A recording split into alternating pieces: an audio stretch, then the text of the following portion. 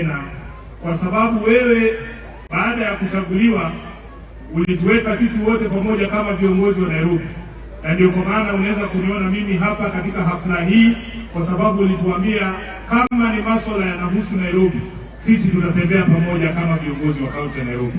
Nataka kukushukuru kwa sababu unaona wabunge wako hapa, wajumbe wa MCAs wote wako hapa. Mheshimiwa Gavana, na mimi kama seneta wako ulinituma kule kwenye bunge la Senate ili niweze kupigania nyinyi mpate fedha zaidi, ndio muweze kufanyia wananchi hawa kazi, ndio uweze kujenga zile soko ambazo ulisema utajenga, ndio uweze kusuluhisha mambo ya hospitali zetu na kuweka mji wetu ukiwa safi. Kama seneta wenu, kwa sababu hii ni mara ya kwanza na mimi kukutana na nyinyi miezi hii ni 9, nataka niseme asanteni sana kwa kura ambazo mlinipatia niwe seneta wenu. Na jambo la pili, niwape ripoti kwamba siku zote mnajua Sifuna hata badilika. Sifuna atasalia yule yule ambaye alikuwa anaomba kura kwenye mitaa. Nitasimama kwa ukweli, afadhali unichukie kwa ukweli kushinda tupendane kwa uongo. Hiyo ni kazi ambayo sitafanya. Mheshimiwa Gavana, ndani ya bunge la Senate kuna mambo ambayo najivunia tumefanya miezi hii ni 9.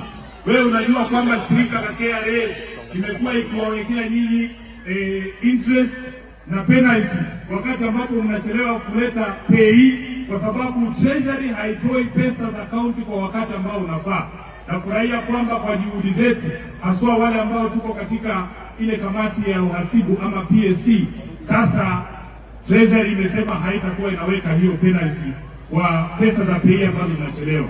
Lakini kitu ambacho kilinivunja moyo zaidi, Gavana, nilienda kule kwenye Senate kupigania pesa.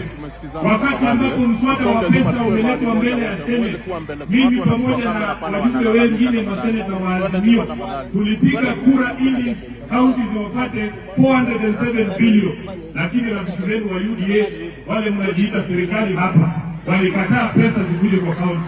Kwa hivyo hawa wananchi lazima waulize kila mtu ambaye amechaguliwa awajibike kwa uamuzi ambao anatoa pale ndani. Jambo la pili, Gavana, kuna mambo ambayo yanafanyika hapa